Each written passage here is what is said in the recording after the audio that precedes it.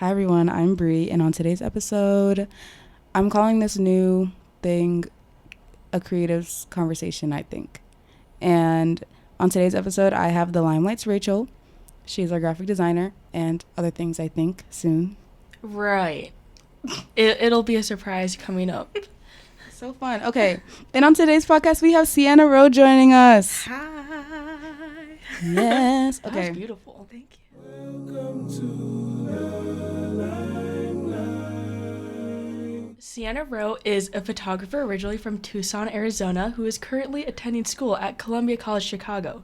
Today, we will be discussing her photography series, Pretty Odd Town, alongside other projects and her overall creative process. Welcome to the podcast, Sieanna. Hi. Thank you. Hi. Hello. I'm so excited. Me too. Okay.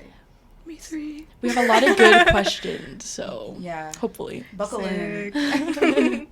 Okay, so our first question is, how did you initially get involved with photography? I actually don't know. I get asked that a lot. I genuinely have no idea.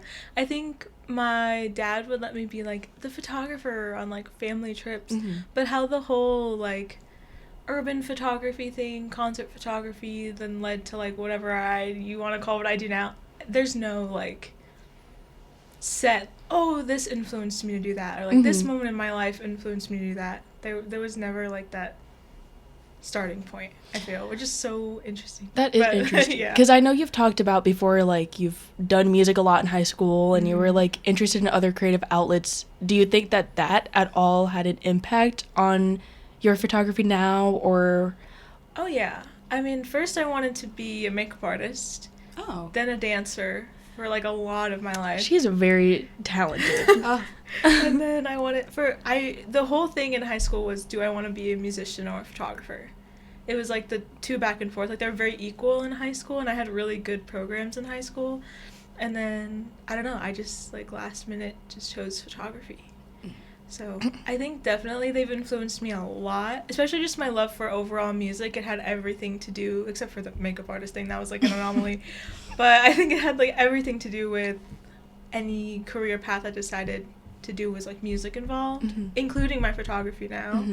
So I think that majorly influenced it, not necessarily like other photographers or like photography as a whole, because I feel like photography was like really boring to me when I was younger. So I don't really know when that spark hit of like, oh, like I can do what I want and this is fun and I can do all that. Like, yeah. That kind of leads into our second question of just how do you use music as an inspiration for your photo shoots? Because obviously you've talked about how every photo shoot that you have planned kind of is inspired by a single song. Yeah. And so if you could just speak on that, of music in general, how you use it in the planning process, and also if there's other elements you use to create the stories. Yeah, definitely. Before, it used to just be, oh, like I want a photo shoot to sound, or like to look like how this sounds to me. Like it was Yeah. always so confusing of like, oh, there's this playlist that I make that I want to play and like during the photo shoot, and that's how I want the photos to look, which didn't like connect to other people. But now it's very specific to where like I will sit down and go through all my liked songs, go on shuffle, and if something just clicks, then it clicks, you know, like I think when I hear stories I can think of colors and I think of characters, and I was super into fashion growing up, but I never got like super into it. It was just always something like I loved clashing patterns and colors, so like Harajuku, like Tokyo inspired fashion has like always been something that I've really loved and enjoyed to learn about, and so now it's like really heavily influencing what I do just because of like the clashing patterns and the colors, and I've always loved color. I always hated shooting in black and white. I don't think there's like any image out there that like people can probably find now of mine that's black and white. So yeah, I think there's a lot of influences of single songs in my creative process, as well as fashion now. And I think it's interesting that you brought up the fact that color is obviously a huge part of your photos. You won't find a set of photos from you that's in black and white, but you do have a lot of photo shoots that are kind of were in a grungy punk Yeah. style. Oh my god, yeah. Yeah, and I was wondering like what your thoughts were on that, how you transitioned into that, how does that differ from other photo shoots you've done? Yeah, I did a punk series last year, I think. I think that was 2022, 2023. That was after I got out of a really bad creative rut where I was doing like this weird fine art, experimenting with like bodies and forms and pose, and it had nothing to do with fashion. It had everything to do with pose and like the human body. And then I was like, okay, I can't do that anymore. I don't want to do that anymore. It's not fulfilling to me. I want to go back to like my roots of working with businesses or like these places that are really like centered in a specific aesthetic and try something out. And I don't know, this is so weird, but I love bathrooms. Like public bathrooms, like I love finding really cool, interesting ones. And so I just did like a deep dive into like Chicago bathrooms, and I found that like most of the decorated ones were like punk and graffiti, and there are these small businesses, and I was like, that's so sick. So I was like, okay, I'm just gonna get some of my punk friends to like come and do this shoot. And you know, like I contacted these businesses and they were like, yeah, sure, like come in, like they're so nice. And I think a part of me has always had like punk or emo influences, but I don't really like show that in any of my work, I feel. But it was really fun. It was fulfilling, and then I was like, this isn't me. It didn't feel like me. It was too grungy. It was too far away from what I wanted to do, but it was like, okay, it was a starting point to get me back on track from like that huge slump that I had. But those photos are great. I look back and I'm like, oh, they're so cool, but I'm like, those don't look like me. Right. Those don't look like what I would want to make at that time. It's like night and day. Yeah. And it's so interesting, but they're all extremely good. Like they're all Thank you. beautiful. Your project Pretty Odd Town follows the intimate lives of reoccurring models as they live together in one neighborhood. Can you outline which shoots are included in this project and what inspired that narrative? Yes. Okay. Let me see. These are not in any order. There's just as the order I remember. There's Listerine, which is like the one kind of outlier, I feel, in terms of like visual, but it'll fit, I promise, someday.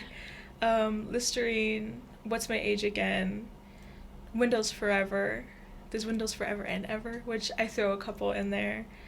There's also Blueberry Pancakes was going to be in it, but I don't think it's gonna. Wait, really? make it. I assumed it just was. No, it visually just does not look like anything else. I guess. In there, and it just didn't turn out the way I wanted. Really? Yeah. I really loved that. It was set of not at photos all. though. Yeah. I was so nervous. Really? to put those About out. like why? Because they looked nothing like what I've been doing. But I Interesting. feel like it reminds me a lot of like pictures like Listerine or I was gonna the say. older stuff you were doing. Like I feel like those Yeah. all are in the same category. But I think that they came out well. I also think you have gained like a larger audience. There's new people following you recently, and I think it's cool to show them like you have a range. Oh yeah. And yeah. That's why I'm like constantly being like, look at there's my old stuff. Yeah. That's like so different than what I'm doing now. Right. But yeah, I don't know if Blueberry Pancakes is gonna make it. Interesting. And then Fruit Stand, obviously that one's like the big one. Into Each Life, Some Rain Must Fall, and Run the World. Those ones are older, but those are like the ones that popped off on Instagram, which is so funny. But yeah. And how'd you like decide to kind of group them together in a story? And how does that kind of influence how you plan future photo shoots? Like, do you keep that in mind of like, oh, maybe this should go into this series? Oh yeah, I think I noticed that I was like using these reoccurring models, and like Mia and Quinn had a storyline like already happening from the last year or so. And I was like, okay, so those are like two reoccurring characters that can be a part of this, and then having like my roommates reoccur in them, like it made sense to put them all into this narrative. And the reason why it has a big narrative now is there was an exhibition that I was applying to, and I had to group these all together somehow. So I was like, how do these visually fit like for me? And not just being like, oh, like these are shoots that are really similar to each other in some way, and here they are, like in an exhibition. And I was like, to me, each of these shoots, they have like such strong personalities, like the models in them, but they're all like similar spaces, you know, like outside spaces near a house. Like my work is very, it's like almost surrealist, but it's real. Yeah. Like it's in real Definitely, settings. yeah. It's not like Photoshop backgrounds. It's not Photoshopped anything. You know, like it's very inside of like what we think is a real life. There's just something odd about it. Like there's Right. something weird and not normal. And so I wanted to create almost like this alternate, like weird neighborhood that like I discovered, and like these are the people living in it, and like that's their normal, you know. Right. So and it just totally makes sense to me now. Like now when I think of photo shoots, I'm like, oh, these are like new characters in this like other world that I like created, you know. So would you say that you would always kind of had that mindset of like, I need to have a narrative behind my photo shoots, or was it kind of like gradual development since you've come up with Pretty Odd Town of like, oh, I can actually create new stories and not just be taking random photos? I think they've always had a visual narrative, not necessarily like a story behind it, like a written narrative that like I could tell you. But you know, like they're all very, like even like my old photo shoots, like liminal subjects and like stripped and like all those older photos, they're all visually connected very well and very like in my head, like I planned it that way.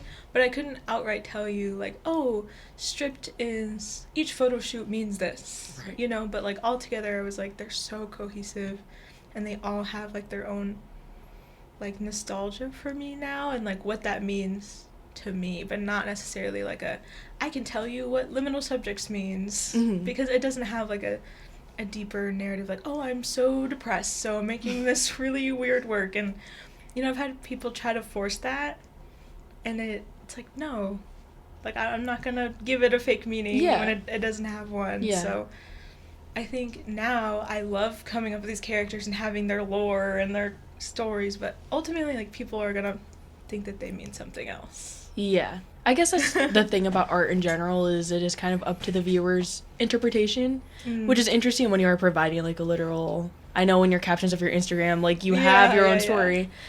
And also kind of tying it back to our music question, like how much of that story is influenced from the songs that you choose? Sometimes it's like the whole song is what the photo shoot means. Sometimes it's like, oh, the title. Or like sometimes it's like one lyric, like in Listerine. Literally, if you were to ask me what Listerine means, the song, I could not tell you. Like, I listened to that song. It's great. I love this song. But it's like, the song itself has nothing to do with the photo shoot. Like, to me, it's the photo shoot looks like what the song sounds like to me. And, like, the title Listerine, like, I don't know why. I just thought, I just want to see people, like, chugging Listerine. Right. And so I did a photo shoot where they're chugging it. And then you start to plan these two people, and then you create the character development, and then like as you're shooting, I'm like a very like intuitive shooter. I kind of come up with it like on the fly, I guess, like while I'm there, and it just becomes like this whole narrative. But then there's some like Into Each Life Some Rain Must Fall. The whole song is about like in relationships you're gonna have troubles, and you know you have to kind of see the rain coming for you to overcome it. And so they're like pouring rain on each other, like forcing it to happen. So it's like very intentional. So I think it depends on like how a song clicks with me and like how deep I want to get, or how like surface level I want to get. And so there's no real like definite answer to how a song is gonna work. Right. That makes sense. That does make sense. And it kind of goes into our next question, because I was just wondering overall if you could walk us through your process of like planning, pre-production, and then day of the shoot, then following that, like how you edit it, how you release it, everything about that. I'm a hyper planner. Like in my life itself is so unorganized. Like you walk into my room, it's crazy. I'm not like a physically organized person, but I am a person that like if I have thoughts, I can't keep them in my head. I have to say them or have to write them down. It's like every photo shoot that I've done, like everything's written down, like all my thoughts, you know. Like if I'm like, oh, okay, it's time to come up with a photo shoot idea, like haven't done it in a while, it's like I go on Spotify, go on my liked songs, and I just shuffle until something I'm like, whoa, I like grab my notebook and I'm like writing down all these notes. And because sometimes, you know, like you listen to a song and you're like, I want to do a shoot about it, but there's nothing that like stands out. Like there's nothing that I'm like, oh, I can visualize it. Mm-hmm. And then sometimes you hear like one line in the song and I can see the whole picture in my head. Like I can see the photo shoot like happening. And that's a cool moment because then you're like, I don't gotta do nothing. Like it's all there. But yeah, so I just I get the ideas down first. You know, like that's like the easiest part, I feel. And then it comes to like, okay, is this a prop photo shoot or is this just kind of like let me get a couple models together and an assistant and like go do this shoot, you know? And like the next thing is finding models that are willing to do like the crazy things that I want to do, because you know, like when I had Listerine, they were literally putting the Listerine in their mouths and like spitting it out or spitting it back in the bottle, you know, like for Windows Forever, like that was probably a 2-3 hour photo shoot of them going in and out of the water, like having to hold their breath so there's no bubbles in front of the camera, me going in and out of the water, me having to hold my breath, like there's that. And usually that's why I use like my close friends or like people in the creative scene, because they're like, that's sick, like yeah, that's cool. So finding those people, planning the days. When it comes to like prop heavy shoots, obviously building it, I'm not a builder. Have to find people to help me do that, and that's just a lot of my friends coming together and like helping me with these heavy shoots. And then it's like, okay, now I have to find a person to help me transport this, or I have to have a person help me do wardrobe and go thrifting for these outfits and do these fittings. So it's a lot of having to sit down and plan each person and what job they're doing and exactly what time, what days we're doing everything. And it's me. It's like just me doing all of it. So it can get really overwhelming, but I also love it. It's so fulfilling.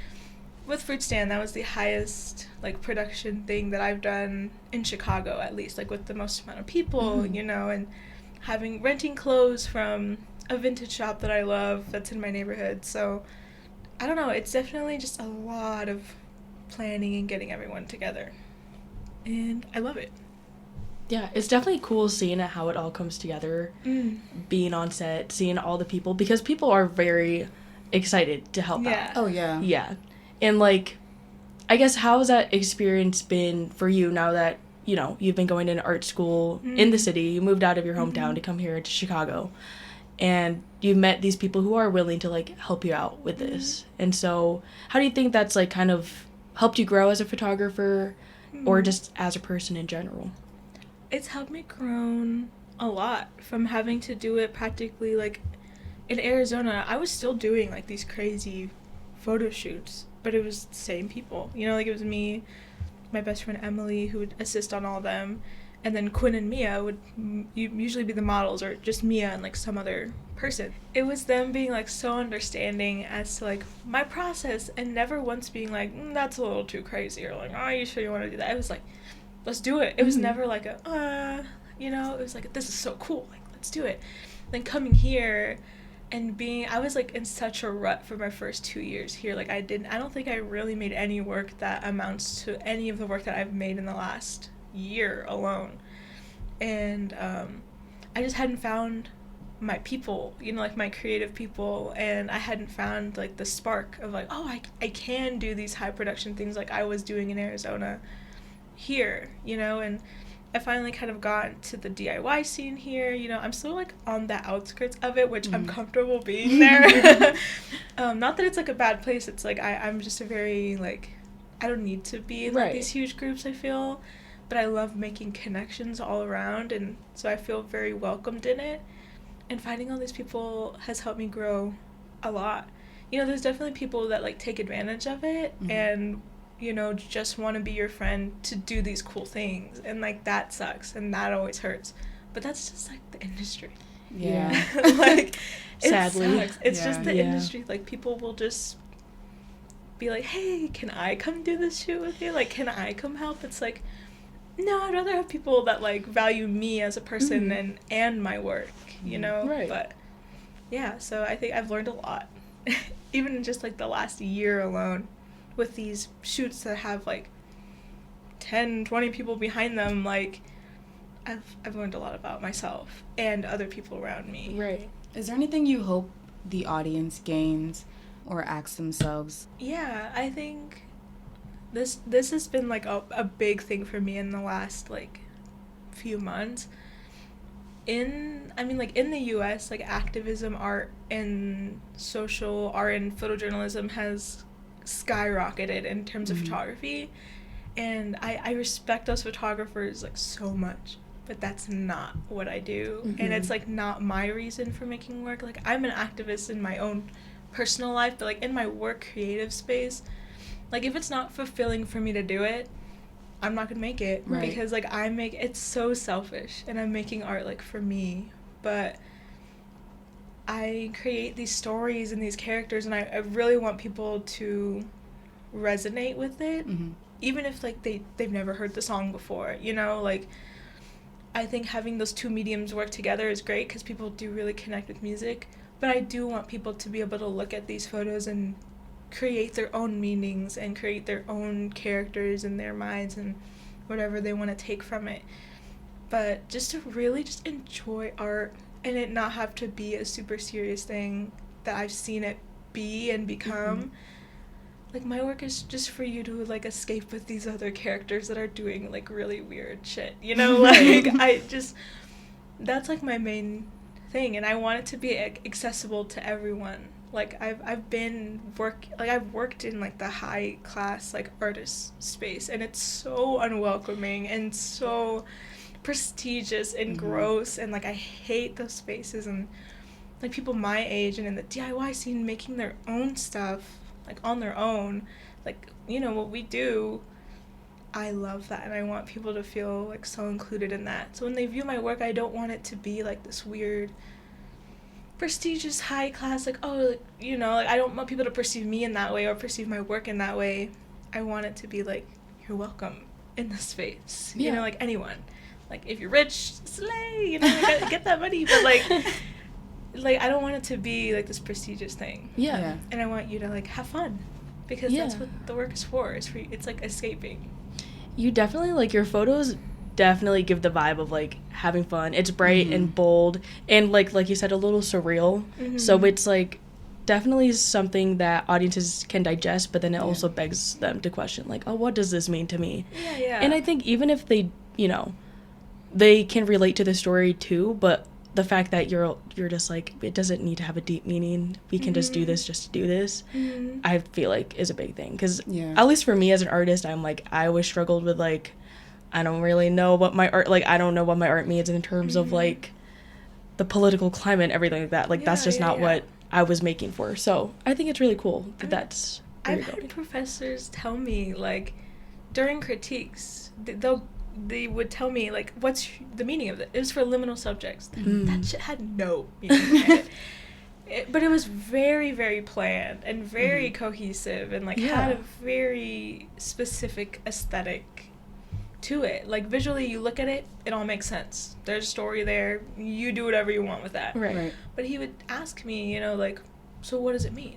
And I'd be like, I'd tell him, like, oh, I took inspiration from this aesthetic, and I want to experiment with this. And he's like, okay, but yeah, like, what does it mean? Like, what's the deeper meaning? And I'm like, there is none. Yeah. And he's like, well, maybe you should go home and sit on that and, like, come up with one. And I'm like, I told him, I said, no.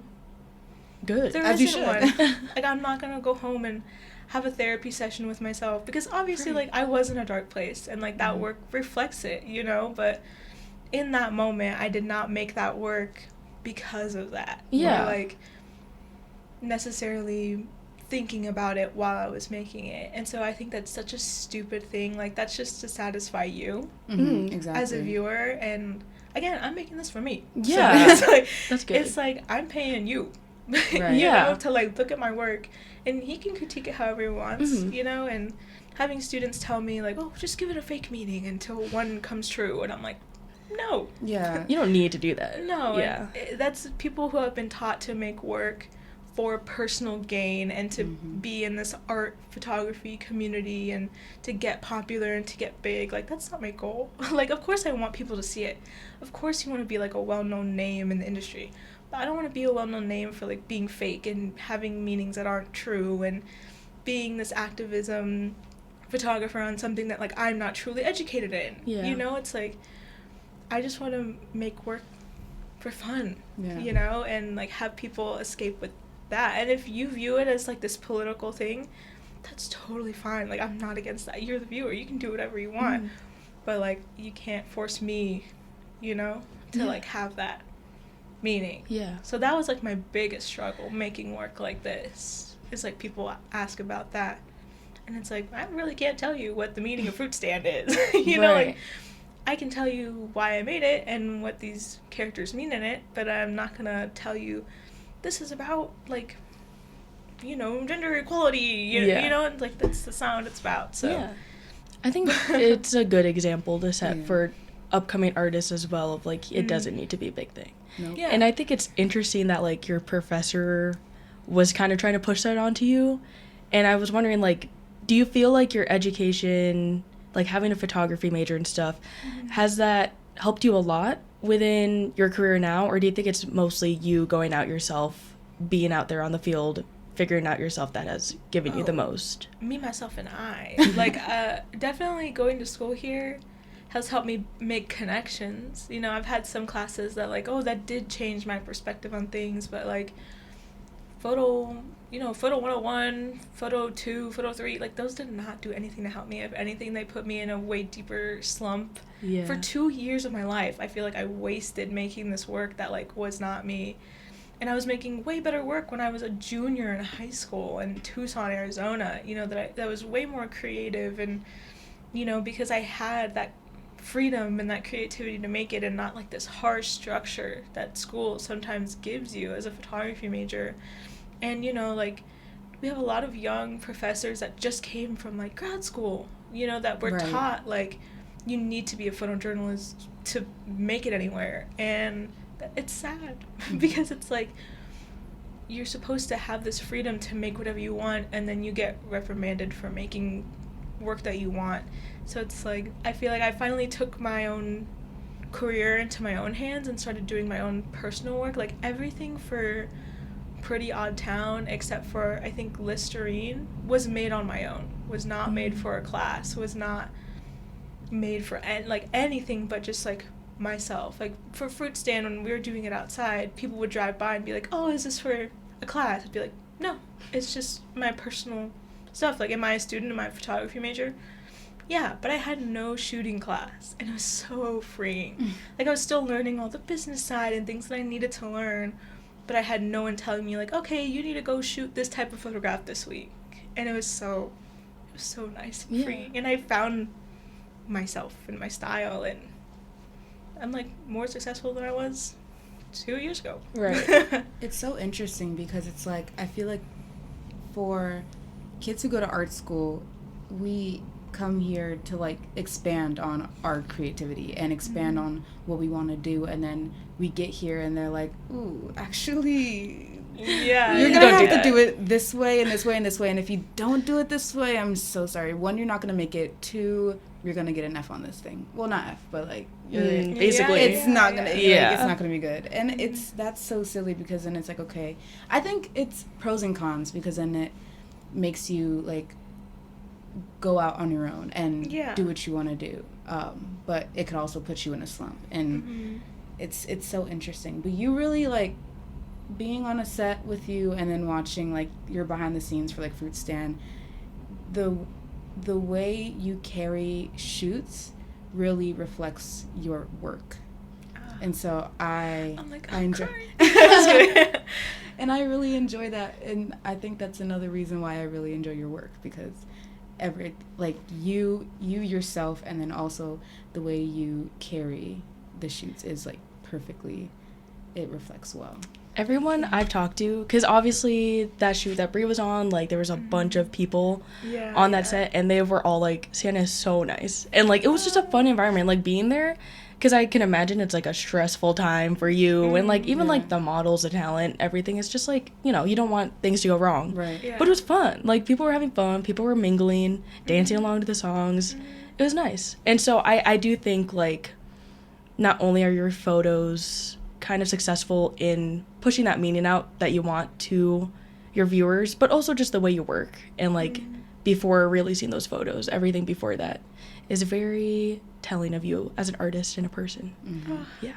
which is very impressive. That they don't teach you is. that at They Columbia. don't. No. So I know. They don't really teach you how to make a shoot. They just tell you if it's good or if it's not. Right. Interesting. Which I guess is also another question. Like, how did you learn how to do this? Like, coordinate all this if you didn't get taught formally? I think definitely, like, in high school. Well, going back, I guess, even before that, like, well, I started with self-portrait, so I learned how to, like, pose myself and do things myself that way. You know, work a camera, use a self-timer, everything. And then I was like, okay, like, I want to be an urban photographer. So, like, I would go and, like, talk to people on the streets and, like, have conversations and take photos of them. And that was great, you know? And then I was like, okay, let's do, like, people, like, in my school, like, fashion type photography. So, you know, of course I started with, like, my best friends, because that's the people that you're comfortable with, and they're comfortable with you, and so it went super easy. Then I was like, oh, let's ask, like, these hot guys at my school that, like, I don't know. And I did, and they said yes, and that's when I started learning how to make people comfortable in front of a camera, because it's so hard. Right. It's so hard to make someone, like, trust you to take a photo and then feel good about it, because everyone's self-conscious in front of a camera. Yeah. Like, you can be the most attractive, confident person, but, like, when there's a camera on you, like, you get kind of spooked. So I think just working with more new people helped me, and, you know, I think people do, like, gravitate towards me in terms of, like, they feel comfortable easily around me, which I appreciate so much. But yeah, just working with more new people, and once you get, like, okay, I know how to use a camera, okay, I know how to use this piece of equipment, it's like, okay, let's go bigger in terms of adding more people and adding more people to help with, like, background stuff that, like, you just kind of realize, like, I don't have time to do all these things, and, like, I can't do all these things by myself, and finding those people that you trust and you're comfortable trusting with these things and bringing out, like, your vision is when you start to be like, okay, like, let's start coordinating this all together, because I'm a hyper planner and always have been, even for, like, the small shoots. Like, I'll bring all the extra batteries, you know, like, I bring all these weird things that I could maybe use, and that helped a lot in the preparation for, like, what I do now and coordinating all these big things. Right. Are you looking to expand, I guess, your team, or have more concrete crew that can help you, or, like, especially if you're planning to do even bigger shoots than you have now? Do you have people, I guess, on the more of, like, the behind the scenes side? My Rasta. Exactly. Yeah, I think definitely. I'm nervous because it's like, oh, college is ending soon, so, like, what do I do then? But oh yeah, like, my roommates have just been such a strong support system since freshman year. I've had there's 5 of us, and now I live with 2 others, and the other 2 live with each other, so it's like they're definitely my support system to help in any way possible. In terms of, like, the technical side, definitely Avery. I work with Avery on a lot, and he's there for, like, everything, and he knows the way I work, and he respects it and knows, like, what I'm thinking before I'm even thinking it. So he's great to work with. Literally, you, Rachel, I'm always like, oh, Rachel, come. And I'm like, please be on this. And, you know, then there's, like, new people, like Sophia, who I just started working with in the photo department. You know, like, she's a great person to have on set and to help out. And, yeah, there's, you know, I'm not, like, a hard ass when it comes to, like, people assisting me. It's just I need them to understand, like, my thought process. So, like, close enough to me to understand what I'm thinking before I'm thinking it. Because, like, I'm such a, like, oh, like, I gotta do this and I gotta do that. And I look composed, but I'm, like, freaking out on the inside. And then when it comes to models, like, I have, like, a core group now, but I'm never opposed to, like, expanding on it. I'm just such, like, an introverted, like, quiet person that, like, sometimes it's hard, but I do it. So, like, reoccurring models, of course, Mia, Quinn, Mikey, Diego's now, like, a reoccurring model in them. Yeah, those I feel like are, like, the core. Yeah. You know? Like, being an introvert, like, I'm an introvert. I'm a fucking graphic designer. Can I swear? I don't care. Okay. I've been holding back. No. Now she's just gonna go out the last 10 minutes, or it's like. No. That's so funny. Sorry, Mom. Oh my God, your mom. Hi, Yeah, she's Sienna's listening. mom. Hi, Mom. But yeah, like, I'm an introvert, and so I'm a graphic designer. Like, I don't even need to leave my house to do this job. Mm-hmm. So, what challenges, I guess, have you faced being an introvert, doing a job like this where you really do have to network and, like, you talk to people throughout the whole entire set? Not even just talking, but directing and, like, explaining to them your thought process and your planning. The way I kind of think about it is, like, there's work me, and then there's me. So, like, there's work me is, like, okay, like, I gotta be on top of my shit. Like, there's people riding on me. People's time that could be wasted if I don't have my shit together.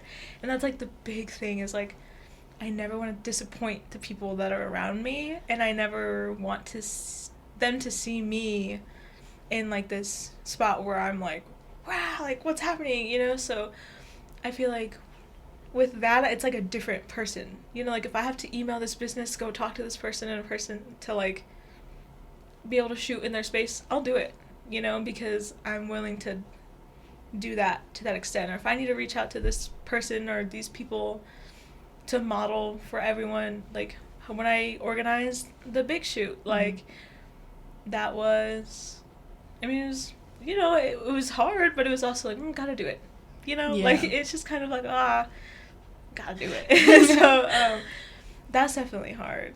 But again, I always just work with people that I'm comfortable with, and I keep my people around me, small group of people. So that helps keep me comfortable. Like, I need consistency to feel comfortable. That makes sense. I Mhm. think a lot of people work that way, probably. Oh, 100%. Yeah. Okay, I've been wondering this for a while. I wanted to know what themes occur most in your photography. You use, like, water a lot in your work, and is it purposeful, or is it just, like, something you're just always like, wow, like, let me do this shoot in water? Oh, I love water. I don't know why I've always been attracted to water as, like, a medium. It's just so unpredictable and so hard to work with, but it's so fun. Like, doing underwater photo shoots, I did one in high school. I don't think it's on my page. I don't think you're gonna find that. But we did our first one. It was, like, raining. It was a heated pool in, like, Arizona. It was cloudy. It was crazy, and that was just so fun. And it was just so challenging. But, like, once you get the basics of pose and, again, how your camera works and stuff like that, it's so fun. Like, doing, like, the hose water, that was fucking crazy. We were in a mountain, in the side of a mountain. We had a power generator that was connected to this hose that my dad made, because he's, like, a camper guy. So he has, like, a shower, like a makeshift shower you can take. So it's, like, connected to this long hose, connected to this big jug of water that's powered by this huge electric power thing that were dragged into the mountains. And, like, you don't see any of that. You know, you see the hose and you see the top, but, like, in the back you see, like, Emily pushing all the buttons, and, like, she's hiding in the bushes, like, spraying the water on them. So that is challenging, but it's so fun. Like, underwater shoot, that was probably one of the hardest shoots I've ever done, because literally the camera's probably, like, the size of, like, my thumb. You know what I'm saying? Like, if I made my thumb, you can't see me right now, but if I made a rectangle with my thumb, so, it's tiny, you know, and, like, I can't see it under the water. It's, like, blinding light. I have to put my head under a towel, come back up, look at the photos. You know, you take, like, one photo every few minutes. Like, it's not like with the digital camera where you're, like, click, click, click, click, you know, and it's like, okay, like, you have to plan the poses before you go under the water, or be like, okay, I'm going to put these goggles on, I'm going to look at what it looks like, and then we'll go under and do the real thing, and you have to hold your breath, or the bubbles will get in front of the camera. So it's a struggle, but I love it. And, like, beaches, I mean, I just love the beach, and, like, beach in Chicago, like, that's so fucking cool. So it's like, I don't know, I've always been attracted to it. Don't know why. Yeah, like, even with the kiddie pool, like, just working with water is just so fun. I don't know what it is about it, but it's fun. So would you say that, like, maybe one of your pieces that incorporates water, would that be, like, one of your favorite pieces, or do you have something else that you're like, this is my magnum opus, this is the one This that... is the one. Yeah. Man, I I mean, Windows Forever will just always have a special place in my heart. Like, when I took them, I was like, oh, these are gonna be cool. But then when I started editing them, that was like the first time in a long time where like I could just sit and edit those in one session and I was done in like an hour. Oh. Like, I was just speed editing because it just looked so good. And I was like, oh my god, I just created fucking art. You know what I'm saying? Like, this is it. Yeah, I think that is like one of my favorite shoots of all time. I really do love Stripped, my older work. That has like nothing to do with fashion, but I love that series. So underrated. Go look at it. No, I think literally anything that I do with Mia and Quinn turns out so fucking good. And I don't know if it's just because we have like this bond, you know, and like they play a couple. That's like their story arc, is they're like together. And in real life we're all like so strictly platonic. It's like really crazy. But I don't know if it's just like our bond as being best friends. Like, we've been best friends for years. They're like my second family. They're the loves of my life, you know, like Mia, Quinn, and Emily. So anything that I make with them is my favorite. Into Each Life, Submarine's Fall, Run the World, Windows Forever, Blueberry Pancakes, like even the old stuff, like with just Mia. So good. Yeah. Those are my favorites. That's so nice. That's Sorry, cute. everyone else. It's been on every other shoot. I'm just kidding. Sienna's coming out and slandering everybody else. This is her truth. her That's the truth. podcast title. Sienna's truth. Sienna's Literally. truth. Fuck Mikey. Fuck Theo. Fuck my roommates. That's funny. Okay, and then, I mean, I feel like you've kind of already touched on this, but what's your favorite piece that you've done? And then, like, what was your favorite part? I feel like my favorite pieces change a lot. They change as they come out, obviously. I feel like with Listerine, I didn't feel the way of, like, I love this. Like, this is so good. Just because it was, like, my first time getting back into it. That was the first one that was made, other than, like, the old ones with me and Quinn, like, here in Chicago for Pretty Odd Town. That was, like, when I was getting back into it. So it's not, like, my favorite photos of all time, but it, like, set it up. Mm-hmm. You know, so anything from like newer stuff I love. I love Windows Forever. Probably like my all-time favorite. It's probably like Run the World. I really like Run the World. I love that one. Run the World and Into Each Life, Submarine's Fall. It's like the same outfits. It's supposed to be like the Yes. same kind of time period right there. So I love those two. In terms of my older stuff, I really love Stripped. I did that freshman year, one of the two. One of those two. Each photo shoot had a song, and they were influenced by either the sound of the song, the album cover, anything like that. But during the shoots, they were all about like the human body and posing and shape and being really weird, and it was just so much fun. But I had like all my roommates in them. We'd go and shoot like in all the Columbia buildings, you know, like, and find like the weird places. And we went to some like hotel ballroom that I found, and I loved those That's photos. a good photo. Yeah, I loved those with the chandelier. Yeah. But those photos, like, they just hold like such a special place in my heart. Like, I listen to the song with them, and it literally like it makes my heart, I don't know, flutter, drop. I don't know, it makes my chest feel a little funky, and they just hold like a really special place. Like, I look at them, listen to the song, and I'm like, oh, it's there. It makes sense, you know, like. It's so strong, and they look so beautiful, you know? But yeah, it's totally different from what I do now, but I love those. It's a very special place in my heart. What would you say, like, is your favorite part of the process when it comes to taking photos? Like, is it the planning, or the actual shooting, or the editing? Ooh, that's hard. I've been asked that before. Really? I don't know. Do you think it changes, maybe? Oh, yeah. Okay. Depending on different shoots, like, sometimes it's like, oh, I just want to go and shoot. Like, I don't want to plan it. Because it's like, like, I don't really have, like, I never create, like, storyboards, because I'm just such an, like, intuitive shooter. Like, with Fruit Stand, I had to, because there were so many people, like, riding on it. But I changed the concept the day before Fruit Stand happened. I changed the narrative. So I was like, well, fuck. So it was literally Mikey and I sitting in my room for like listening to that song on repeat until something came into my head. So it's it's different for each shoot. Like, Fruit Stand was so tiring to plan. It was so hard to shoot. But, like, the editing was fun. And, like, the shoot itself was so fun. And the planning was so... It was fun. Like, I liked it. I enjoyed it. So, I like all of it. They're all so different. Like, the shoot goes by like that. Mm-hmm. Like, I don't even remember it happening, you know? And then the editing is, like, such a calming process. It's, like, the quietest process. Like, I'm by myself. I have to do it on my own time.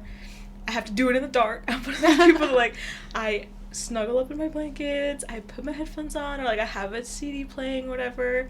Put my hood on. I'm in pitch black darkness. I'm editing on my computer. Like, I love that. And then there's the planning, which, of course, is, like, really rigorous and can get kind of, like, meh. But, yeah, I think it varies shoot to shoot. But I like the process as a whole, instead of just being like, oh, let's go walk around and shoot. Like, I don't really like that as much anymore. I feel like I've kind of grown out of that now. Yeah. I loved that. I love that so much. It's very interesting, especially because I don't know anything about photography or, like, doing big shoots like that. About like, but you, like, make it work, and also you, like, have these concepts and plan these shoots that I, like, completely out of my house. So it's very interesting hearing how that works. Photography is the only thing in my life that I've been interested in that I haven't been, like, influenced by another person. Oh, like, you know, like with some arts, you're like, oh, like, if you start getting into music, you're like, oh, I want to be like this musician. Right. Oh, yeah. Or, like, this musician influences me, and then you kind of, like, start obsessing over it, and then you're like, identity crisis, you know, like, am I this musician? Right. You know, like, inspired by this too much. Photography is the one thing where I was so bored by people in the medium, where I had, like, no photography inspirations. Like, photographers that I looked up to, until I came to college, I did not know names of photographers. Yeah. I did not know the history of photography. Photography was just so boring and technical, like, when you're first learning it. And then this is, like, the first time, like, out of dance, out of music, out of everything that I've done, where, like, it was never to be like anyone else or to take inspiration so heavily from someone else. It was like, oh, I'm just doing what I want. The first time in my life. And so, like, I look at my work now, I'm so proud of it, because I'm like, it does not look like anything else that is coming out right now. Right. That's true, though. Actually, now that you mention it, it's like it is completely your own stylistic voice, which is very impressive. I agree. Well, we're wrapping it up, y'all. Yes. That's all for this episode. This was such a good conversation. I really loved it. Thank you, Sieanna, for being on the Limelight podcast. Thank you for having me. It was fun. Tell the listeners where they can find you. You can find me on a lot of different places. I feel like I'm most active on my Instagram, Sieanna Photo. There's another A in there. Find out where that A is. Don't spell it incorrect. Read the title. Read the title. Read the title. Look at it. Look for the A. There's two. Yeah, Sieanna Photo is my Instagram. I do have a YouTube channel now, thanks to Rachel. Yes. Sieanna Photo for behind the scenes. I do have a TikTok. You don't have to go on there. But yeah, and then I have a website which you can find in my bio of my Instagram for more like professional things. Love. But yeah. Yeah, and thank you, Rachel, for being on the podcast too. Thank you for having me. This was so fun. No, I loved this. Best one. Sorry. Oh, yeah. Yes. Best one. Sorry to everyone else. Thank you for tuning in, and I can't wait to see you guys for the next one. Bye. Bye.